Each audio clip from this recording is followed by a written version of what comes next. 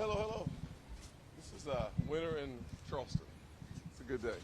Let me just start off by talking about something that I think is fundamentally important to our democracy is to have the President of the United States consider all Republicans racist. It's, in my opinion, ridiculous, especially as his own Vice President has said he opposed busing.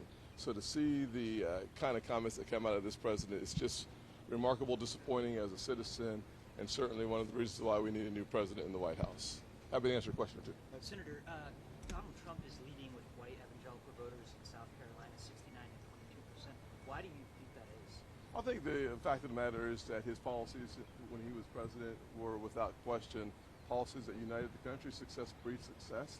And when you look at the success we had economically from the Tax Cuts and Jobs Act, we saw the lowest unemployment rates for African Americans, Hispanics, Asians. One of the things that we're hearing around the state, you look at the voters, particularly voters of color, 40% of African American men have said without question they have more money. Therefore, they're looking at Donald Trump as a viable option for this November. The Christians, we look at the success that we had during the crisis, the COVID crisis, and one of the things that was successful was that we found a way to help nonprofits and churches stay open so that they could be the first line of defense, and that was a powerful tool brought to us by the Trump years. Senator, what's your relationship like with Nikki Haley right now? Well, I mean, I think it's about as it was beforehand, honestly. We didn't talk a lot before then, and we don't talk a lot now. But in the end, I look at the comments coming from the Haley camp and her son, calling me Judas. And the one thing I think about is the importance of remembering that politics sometimes brings out the best in people and the worst in people. And you have to have an attitude of forgiveness if you're going to play this game long term. And frankly, she was a good person before her family made the comments. I think of her as a good person now. I certainly look forward to having her support for Trump in the days coming ahead. What are you predicting? Do you believe that after the primary on Saturday that she should step aside for the good of the party? Well, I think for the good of the country. I mean, the bottom line is simply this, that I made the determination myself back in November that America wanted someone who was more forceful, more provocative, and a little bit more rambunctious to help clean out some of the challenges that were stubborn and persistent in our nation.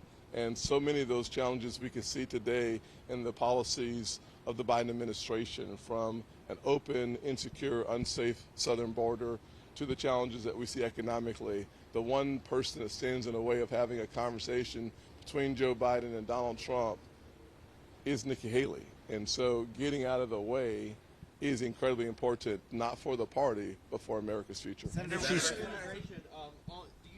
the impeachment of Mayorkas, or what are your thoughts on that? Certainly, the House had the courage to impeach Mayorkas. The best way to eliminate Mayorkas, however, being the secretary, is to actually fire Joe Biden. The Senate, we have no anticipation or expectation that there will be a successful next step in that process because we know that the Democrats control the Senate. So if we really want to change the trajectory of the country as it relates to immigration, illegal immigration, we have to do so by having someone, a commander-in-chief who respects our borders, who wants to close our borders. Two more. Donald Trump have to win by on Saturday to prove that Nikki Haley is not a contender? Well, that's a good question, honestly. Let me think about that.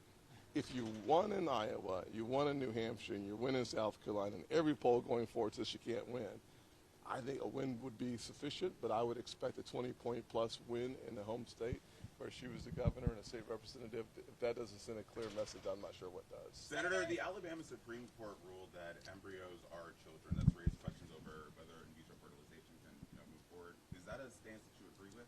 Well, I haven't studied the issue, so I'm going to let Nikki Haley continue to go back and forth on that issue by herself. Time for two more guys. Senator Trump has said that you campaign better for him than you do for yourself. Do you agree with that? Well, I think that the whole concept of James 4:10, which I struggled with on the campaign trail, my campaign, we've had lots of conversations publicly and privately about the importance of how do you exalt yourself and promote yourself while remaining humble.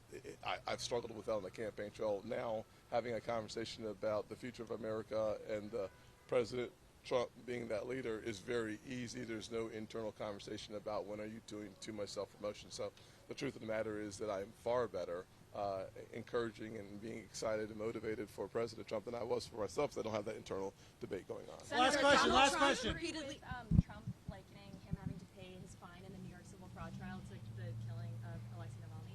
Yeah, I think the one thing we can get out of the judgment in New York is that every business person who fears for the future of their business because of the absolute oppressive nature of the courts in New York. They are now considering leaving the state. It is absolutely insane that you would see that kind of judgment coming out of New York. Thank you very much. Do you think Putin's at fault?